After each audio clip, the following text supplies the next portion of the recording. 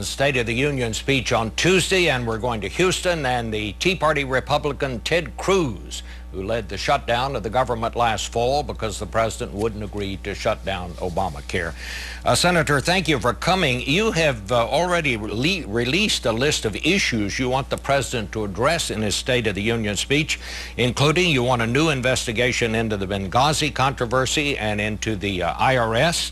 You want him to admit that his economic program has failed, that it was a mistake to pass Obamacare on a party line vote. Senator, that sounds like you want a confession, not a speech. Well, what I put out are the questions that I'm hearing from Texans all over the state. I spent a lot of time traveling the state of Texas, listening to Texans, and the questions they raise over and over again, they say, why are jobs and economic growth so dismal? We've got the lowest labor force participation in over 3 decades, since 1978. And if President Obama wants to give an honest, candid State of the Union address this week, he'll address the fact that his economic policies are not working and that they're exacerbating income inequality. They're hurting the people who are struggling the most. Each of the questions I put up are questions that the people are asking. Now, I think the odds that the president will answer them are not high, but it's what he should if he was listening to the concerns the people are raising. Well, of course, what he would say is that he is creating more jobs, that unemployment is going down and on, but we'll leave that for the Democrats to talk about. Let me ask you this. You became a celebrity when you led the drive to shut down the government over Obamacare, but afterward, your fellow Republicans said you led them over a cliff. Can you conceive of any situation in which you would do that again, try to shut down the government in exchange or in demand for some action by the president? Well, Bob, with all due respect, I don't agree with the premise of your question. Throughout the government shutdown, I opposed a government shutdown. I said we shouldn't shut the government down. I think it was a mistake that President Obama and the Democrats shut the government down this fall. The reason they did so is that President Obama dug in and said he wouldn't compromise, he wouldn't negotiate. In fact, I went to one of the most surreal meetings I've ever been at, where President Obama invited all the Senate Republicans to go up to the White House. He sat us in a room. This is in the middle of the shutdown, and he said, I invited you here to tell you I will not negotiate, I will not compromise on anything. That's why we had a shutdown. That was a mistake. But, you know, in terms of whether we should have stood and fought on Obamacare, I think the proof is in the pudding. Millions of people across the country have seen now why we were standing and fighting, because Obamacare is a disaster. And you know, for the State of the Union, one of the things President Obama really ought to do is look in the TV camera and say to the over 5 million Americans all across this country who've had their health insurance canceled because of Obamacare, to look in the camera and say, I'm sorry. I told you if you like your health insurance plan, you can keep it. I told you if you like your doctor, you can keep your doctor. And that wasn't true. I'm sorry. But then, Bob, here's the real kicker. If you're really sorry, you don't just say you're sorry, you actually do something to fix the problem. The pattern we've seen over and over again with this president is he says he's sorry, he expresses outrage, but then he doesn't fix the problem. He keeps doing it over and over again. All right, let me go back to one thing, and the question I asked you was, would you ever conceive of threatening to shut down the government again?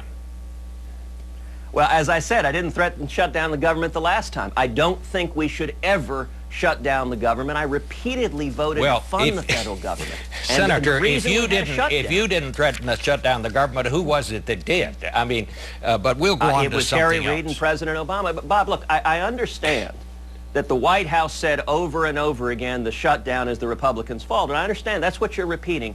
But the reality is, I voted over and over again to fund the federal government. And the reason we had a shutdown, look, the Democrats were very candid. I know they told you, they said, we think the shutdown benefits us politically. Right now, the Democrats are telling you that they want another shutdown because they think it benefits them politically. Why is it hard to understand that they force a shutdown when they think it benefits them politically? Senator, I know what Republicans were telling me, like John Boehner, who said this was a disaster and never again. But let me ask you one more question here.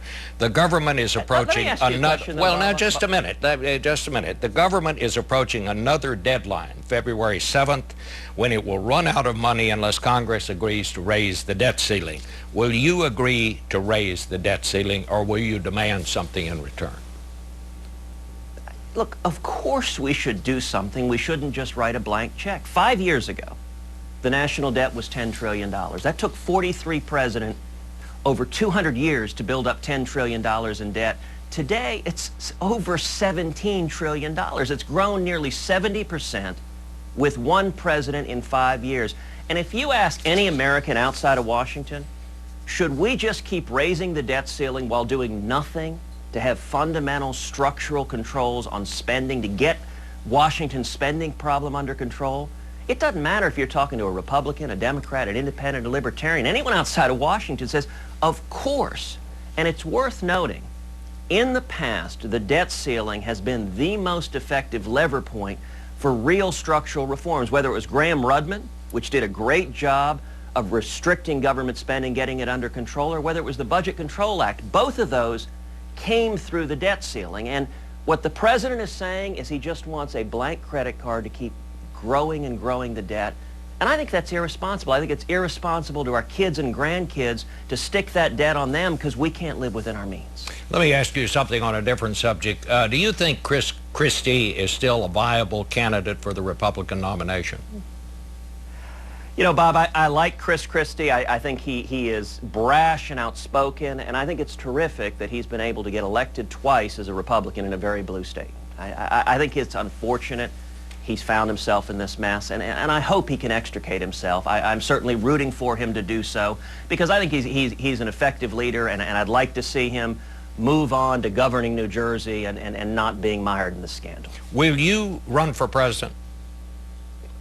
Well, look, my focus is on the challenges facing this country right now. It's on the Senate. My focus, for example, is on the abuse of power from the president. Let's take something like the IRS scandal. So do I take that as a yes or a no? Or still thinking about it? What you can take that as is that my focus is standing and fighting right now in the Senate to bring back jobs and economic growth. Economic growth is my #1 priority. Thank you so much for joining us, and we'll talk to you again. Thank you, Bob. And we'll be back in 1 minute.